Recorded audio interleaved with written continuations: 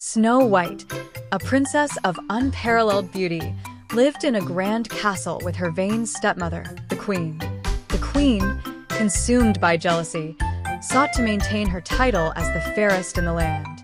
Each morning, she consulted her magic mirror, demanding, "Mirror, mirror on the wall, who is the fairest of them all?" The mirror, however, always revealed the truth: Snow White, fairest of all. Enraged by this, the queen plotted to rid herself of her stepdaughter. She ordered a huntsman to take Snow White deep into the forest and kill her. The huntsman, unable to carry out the queen's cruel command, spared Snow White's life. Instead, he sent her away, advising her to flee into the wilderness. Lost and alone, Snow White wandered until she stumbled upon a small cottage.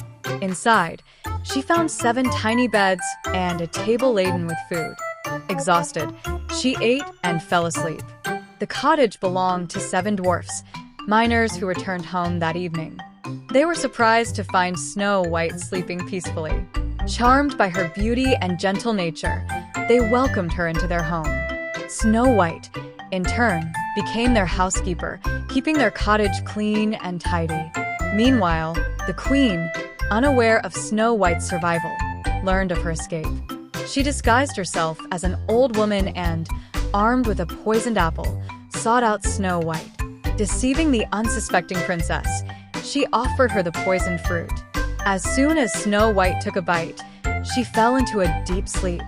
The dwarfs, upon discovering Snow White's lifeless form, were heartbroken.